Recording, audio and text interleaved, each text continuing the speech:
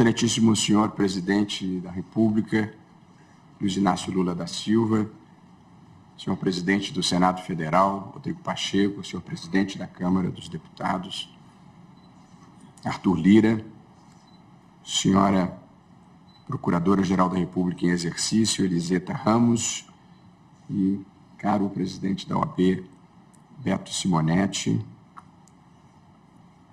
em nome de quem eu cumprimento todas as autoridades, todos os membros do Ministério Público, todos os juízes, todos os amigos e todos os convidados que estão aqui presentes, e cumprimento muito especialmente o presidente José Sarney, que fez o esforço de vir do Maranhão até aqui para essa posse, o que muito me honra.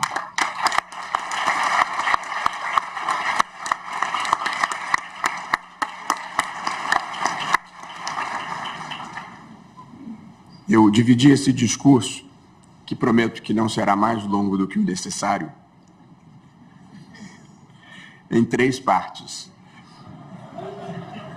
A primeira é dedicada à gratidão, ao reconhecimento às pessoas que pavimentaram o meu caminho até aqui.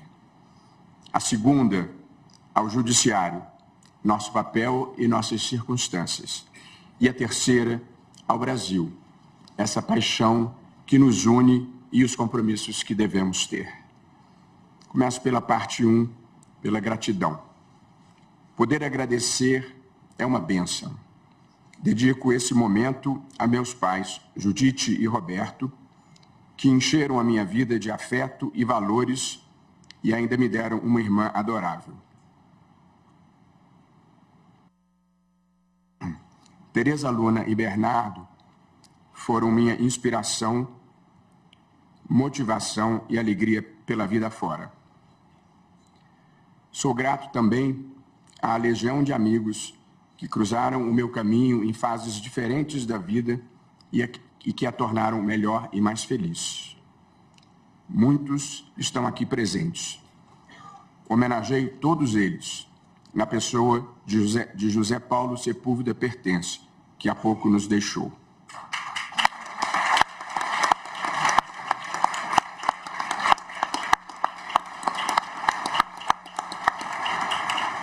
Meu agradecimento se estende também a todos os servidores e assessores que estiveram comigo nesses 10 anos de Supremo, permitindo não apenas que eu reduzisse o acervo do gabinete de 9.300 processos para o mínimo possível, cerca de 900, mas também permitiram que eu vivesse muitas vidas em uma só. E homenageio todos na pessoa da minha secretária-geral, Aline Osório. Minha gratidão vai também para a presidente Dilma Rousseff, que me indicou para o cargo da forma mais republicana que um presidente pode agir. Não pediu, não insinuou, não cobrou. Procurei retribuir a confiança, servindo ao Brasil, sem jamais ter qualquer outro interesse ou intenção que não fosse a de fazer um país melhor e maior, um país justo, quem sabe um dia. Aproveito para saudar também o presidente Lula, cuja presença agradeço de coração na véspera de uma cirurgia delicada, bem assim aos presidentes Rodrigo Pacheco e Arthur Lira, que juntamente com este Supremo Tribunal Federal simbolizam a solidez e os compromissos democráticos de nossas instituições. Mas há um agradecimento muito especial que eu gostaria de fazer. Eu nasci em Vassouras, uma graciosa cidade a 2 horas do Rio de Janeiro, repleta de palmeiras imperiais, de um casario colonial preservado e de gente simples e generosa, como minha amada Tetê do Carmo. Estudei ao longo da vida no Colégio de Vassouras, da Vovó Maria, na Escola Roma, já no Rio, de Dona Zoraide, no Colégio Pedro Álvares Cabral, de Dona Florinda, na Universidade do Estado do Rio de Janeiro, de Jacó Dollinger e José Carlos Barbosa Moreira. Também estudei em Yale com Bruce Ackerman e Harold Cole, e em Harvard, onde convivi com acadêmicos como Mark Tushnet e Mangabeira Unger. Foi uma longa jornada até aqui. Meu agradecimento mais especial vai para todos os professores que iluminaram o meu caminho, com princípios elevados, ideias e bons exemplos. A esse registro, acrescento uma constatação. Sou convencido, por experiência própria, que a coisa mais importante que um país pode fazer pelos seus filhos é assegurar educação de qualidade e universal para todos, em todo o ensino básico e com uma combinação de mérito e justiça distributiva, social e racial, no ensino superior.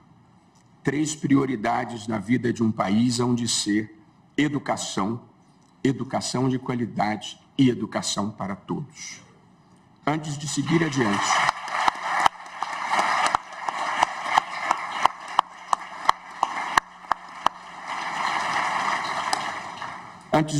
adiante, presto uma homenagem devida e merecida. Suceder a ministra Rosa Weber não é uma tarefa fácil. Suceder, porque substituí-la seria impossível. Tornamo-nos amigos queridos desde o primeiro dia em que aqui cheguei. Sua figura doce e personalidade cativante fizeram do nosso convívio um privilégio sem tamanho para mim. Como juíza, sua carreira foi impecável, da Justiça do Trabalho de primeiro grau no seu amado Rio Grande do Sul, passando pelo Tribunal Regional do Trabalho, pelo Tribunal Superior do Trabalho, até chegar ao Supremo Tribunal Federal e depois ao Tribunal Superior Eleitoral. Uma vida completa, minha querida presidente. Por onde passou, deixou a marca da sua capacidade e uma legião de admiradores. Aqui no Supremo foi relatora de processos memoráveis. No TSE, presidiu com firmeza e competências polarizadas eleições de 2018. Também no Supremo, com habilidade imensa, obteve a aprovação de alterações regimentais importantíssimas. E em um dos momentos mais dramáticos de nossa história, liderou a reconstrução desse plenário em 21 dias, de modo que estivesse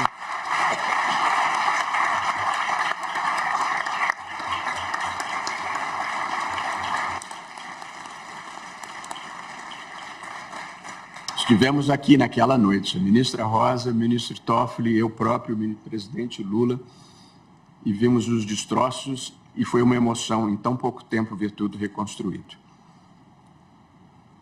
Ministra Rosa Weber, sei que seu espírito reservado não é afeito a honrarias, mas, em nome da nação agradecida, em nome dos que sabem distinguir as grandes figuras da história deste tribunal, eu a reverencio pelos imensos serviços prestados ao Brasil. Que Vossa Excelência seja perenemente bendita.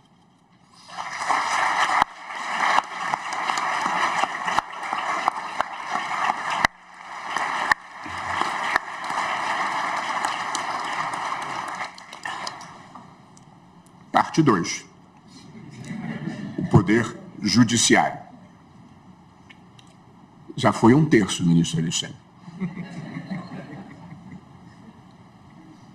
Fala agora sobre o Poder Judiciário, começando pelo Supremo Tribunal Federal, que é o Tribunal da Constituição. Cabe a ele interpretá-la e, como consequência, preservar a democracia e promover os direitos fundamentais. Comento cada uma dessas missões, começando pela interpretação da Constituição, que estrutura o Estado, demarca a competência dos poderes e define os direitos e garantias dos cidadãos.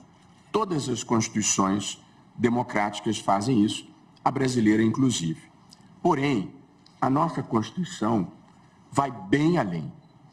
Ela contempla também o sistema econômico, o sistema tributário, o sistema previdenciário, o sistema de educação, o sistema de preservação ambiental, da cultura, dos meios de comunicação, da proteção às comunidades indígenas, da família, da criança, do adolescente, do idoso, em meio a muitos outros temas.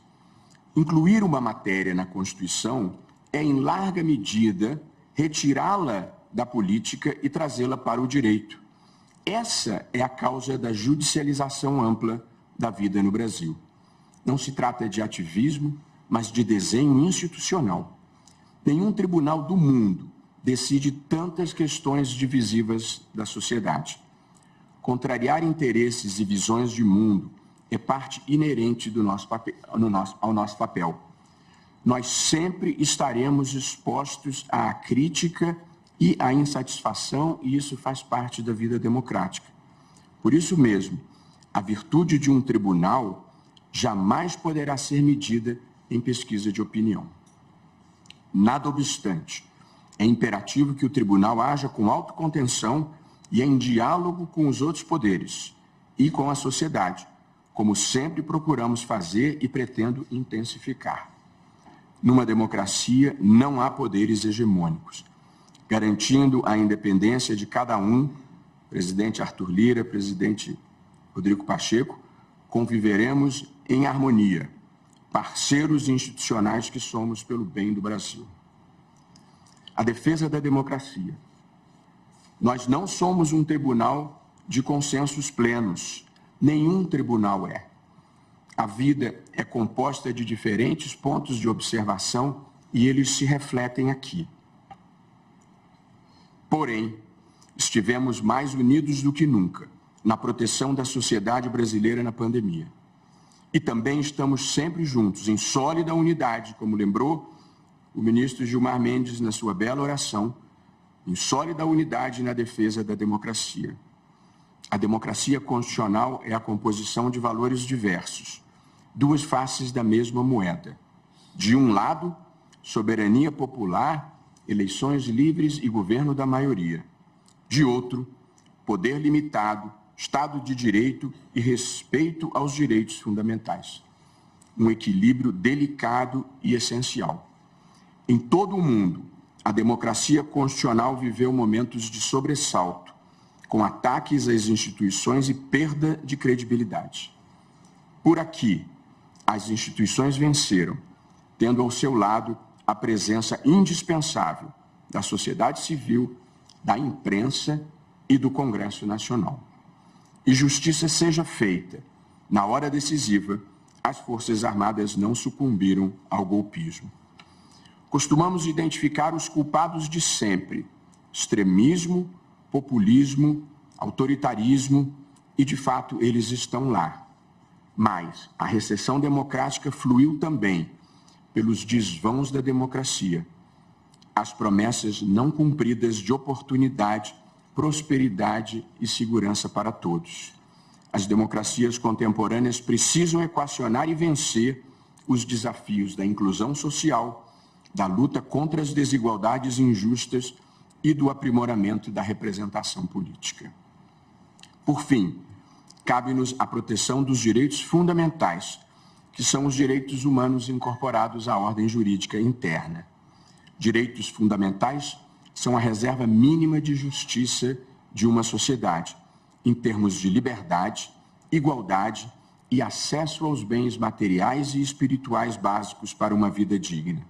Nessa matéria, direitos fundamentais, temos procurado empurrar a história na direção certa.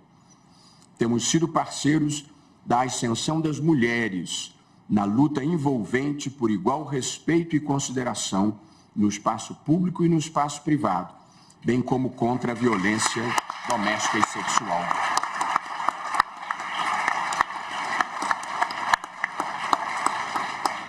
Também temos atuado, sempre com base na Constituição, em favor do heróico esforço da população negra do país por reconhecimento e iguais oportunidades, validando as ações afirmativas, imprescindíveis para superar o racismo estrutural que a escravização e sua abolição sem inclusão acarretaram.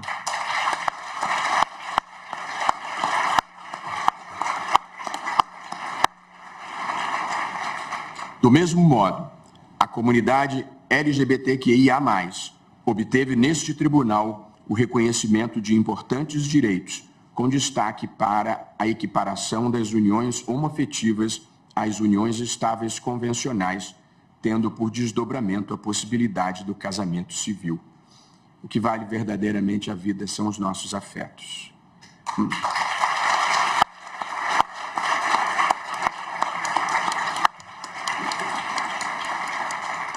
Mas não foi só. Povos indígenas passaram a ter a sua dignidade reconhecida, bem como o direito a preservarem sua cultura e ao menos uma parte de suas terras originárias. Atuamos ainda para que pessoas com deficiência sejam valorizadas na sua diferença, no esforço de se proporcionar acessibilidade e inclusão. E a proteção ambiental foi igualmente objeto de atenção do Supremo, particularmente na gestão da ministra Rosa Weber, que procurou enfrentar, e já anteriormente na do querido ministro Luiz Fux, ambos que procuraram enfrentar, dentro dos nossos limites, o desmatamento e a mudança climática. São lutas inacabadas, mas na vida devemos saborear os avanços e as vitórias. Há quem pense que a defesa dos direitos humanos, da igualdade da mulher, da proteção ambiental, das ações afirmativas, do respeito à comunidade gay, da inclusão das pessoas com deficiência, da preservação das comunidades indígenas, há quem ache que todas essas causas são causas progressistas. Não são. Essas são as causas da humanidade, da dignidade humana, do respeito e consideração por todas as pessoas. Poucas derrotas do espírito são mais tristes do que alguém se achar melhor do que os outros.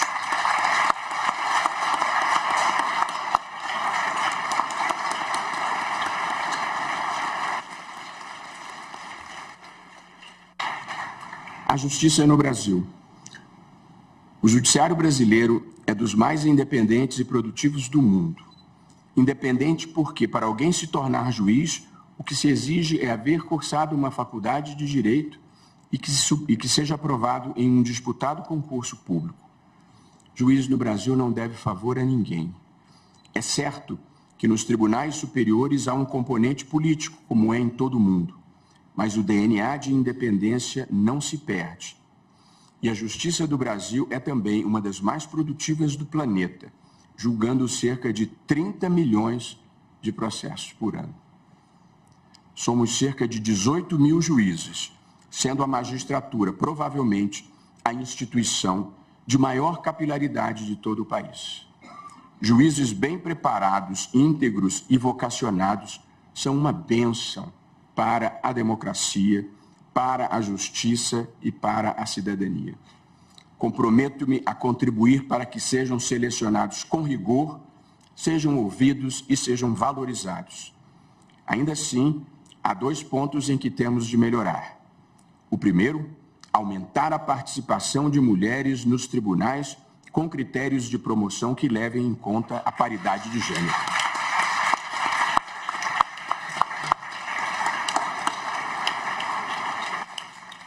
E nessa direção tivemos um importante avanço liderado pela ministra Rosa Weber, muito recentemente. E também ampliar a diversidade racial.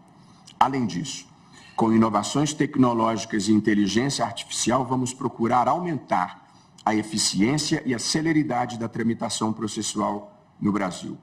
Para esse fim, venho mapeando os gargalos e os pontos de congestionamento do judiciário e vamos enfrentá-los. Aqui, não há lugar para celebração. Nós precisamos melhorar a qualidade do serviço que prestamos à sociedade brasileira. As diretrizes da minha gestão, com a bênção de Deus e a ajuda imprescindível dos colegas, pretendo fazer uma gestão em torno de 3 grandes eixos. O primeiro deles será conteúdo, que consiste em procurar aumentar a eficiência da justiça, avançar a pauta dos direitos fundamentais e contribuir para o desenvolvimento econômico, social e sustentável do Brasil.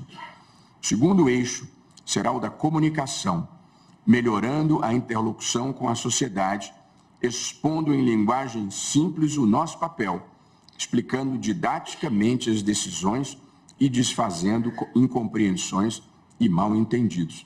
Nós somos o único tipo de gente que diz coisas do tipo no aforamento, havendo pluralidade de enfiteutas, elege-se um cabecel. A vida fica muito difícil. E o terceiro eixo será o do relacionamento. O judiciário deve ser técnico e imparcial, mas não isolado da sociedade. Precisamos estar abertos para o mundo, com olhos de ver, ouvidos de ouvir e coração de sentir o sentimento social. A gente na vida deve ser janela e não espelho, e, portanto, ter a capacidade de olhar para os outros e não apenas para si mesmo. O poder judiciário, o direito em geral, gravita em torno de dois grandes valores, a justiça e a segurança. Da justiça já falamos. Pretendo dar também grande ênfase à segurança em três de suas dimensões: segurança jurídica, segurança democrática e segurança humana. Segurança jurídica para que haja um bom ambiente para o desenvolvimento da economia e dos negócios no país, como incentivo ao empreendedorismo, ao investimento e à inovação, sem surpresas. Precisamos superar a desconfiança que ainda existe no Brasil em relação à iniciativa privada e ao sucesso empresarial. É daí que vem o emprego, a ascensão social e o progresso. Não menos importante é a segurança democrática, com eleições limpas, liberdades públicas, independência entre os poderes e respeito às instituições.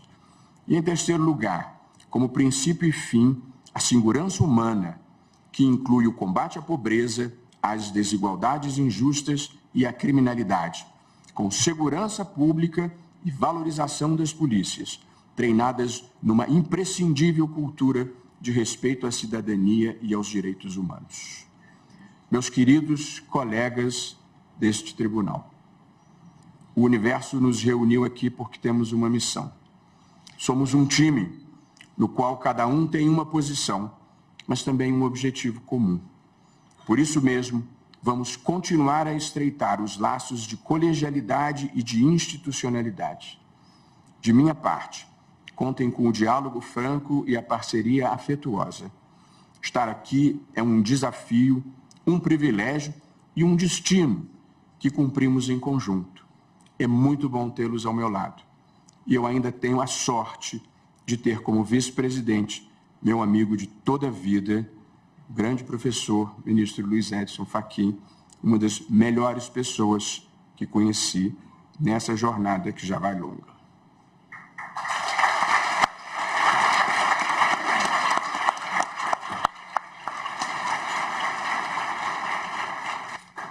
E, por fim, terceira e última parte, o Brasil que queremos.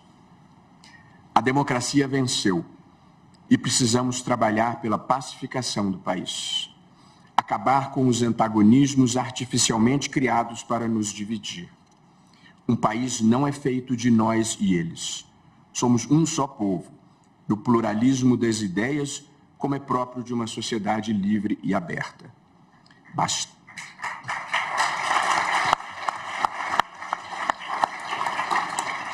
Bastar-se a si mesmo é a maior solidão, escreveu o poeta. O sucesso do agronegócio não é incompatível com a proteção ambiental. Pelo contrário, o combate eficiente à criminalidade não é incompatível com o respeito aos direitos humanos. O enfrentamento à corrupção não é incompatível com o devido processo legal. Estamos todos no mesmo barco e precisamos trabalhar para evitar tempestades e conduzi-lo a um porto seguro. Se ele naufragar, o naufrágio é de todos, independentemente de preferências políticas.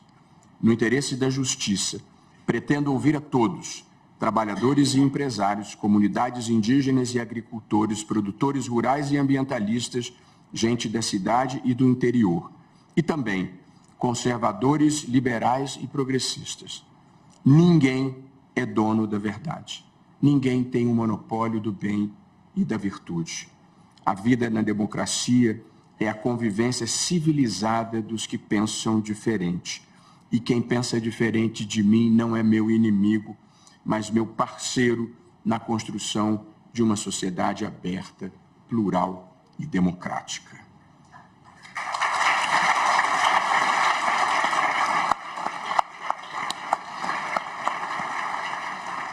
Sem que ninguém precise abrir mão de qualquer convicção, é preciso que o país se aglutine em torno de denominadores comuns, de uma agenda para o Brasil. Com base na Constituição, é possível construir esses consensos. Aqui vão alguns deles. 1. Combate à pobreza. 2. Desenvolvimento econômico e social sustentável.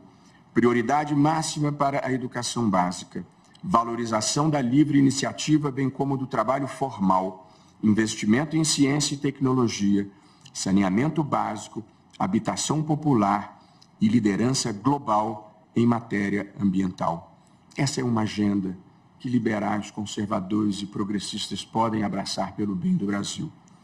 Subjacentes a qualquer agenda, há 3 elementos essenciais para se fazer um grande país: integridade, civilidade e confiança.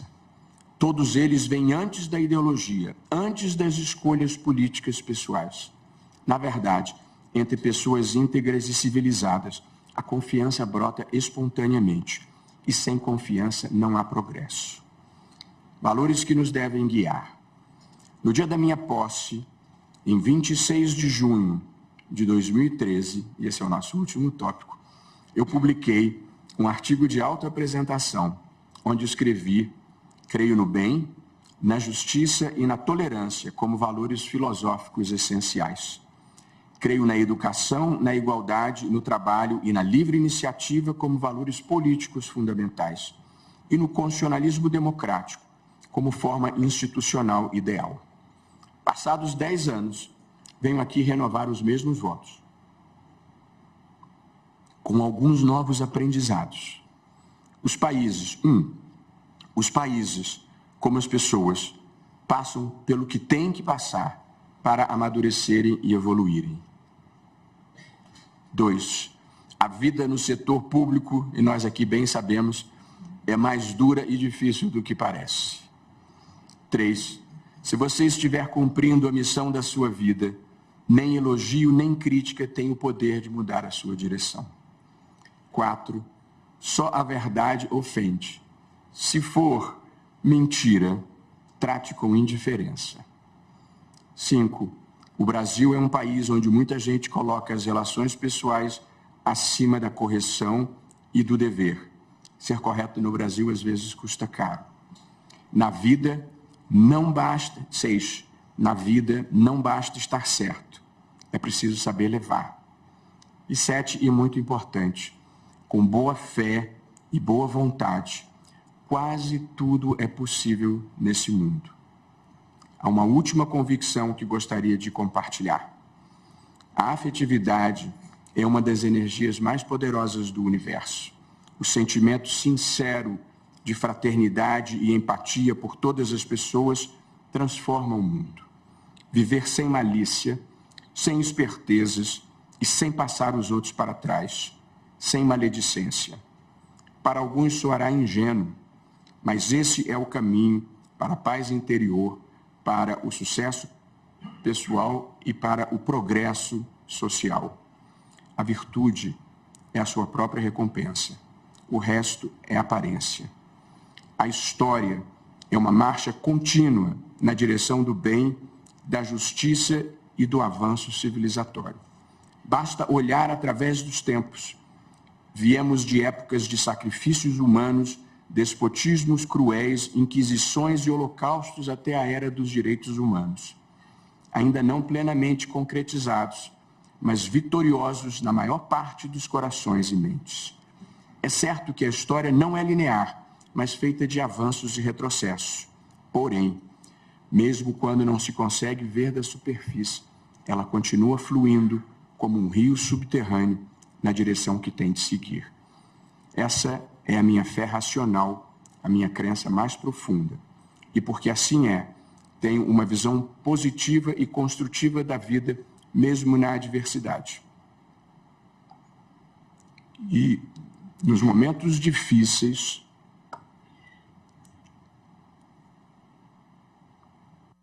quando tudo parece fora do lugar, quando as pessoas não se apresentam na sua melhor versão, eu me consolo com a máxima que rege a minha vida. Não importa o que esteja acontecendo à sua volta. Faça você o melhor papel que puder. E seja bom e correto, mesmo quando ninguém estiver olhando. Na minha sabatina no Senado Federal, aqui hoje representado por seu presidente Rodrigo Pacheco, eu me vali de uma parábola com a qual gostaria de encerrar esse discurso. Na vida, nós estamos sempre nos equilibrando. Viver é andar numa corda bamba, é tomar decisões sempre com o risco de errar. A gente se inclina um pouco para um lado, um pouco para o outro e segue em frente. É assim para todo mundo, não importa se você está no palco ou na plateia. Às vezes, alguém olhando de fora pode ter a impressão de que o equilibrista está voando. Não é grave, porque a vida é feita de certas ilusões. Mas o equilibrista, ele tem de saber que está se equilibrando. Porque se ele achar que está voando, ele vai cair. E na vida real, não tem rede. Pretendo atuar à frente do Supremo Tribunal Federal e do Poder Judiciário brasileiro da forma como acho que a vida deve ser vivida. Com valores, com empatia, com bom humor sempre que possível e, sobretudo, com humildade. Assumo a presidência do Supremo Tribunal Federal e do Conselho Nacional de Justiça sem esquecer que sou, antes de tudo, um servidor público, um servidor da Constituição, que eu possa ser abençoado para cumprir bem essa missão. Muito obrigado.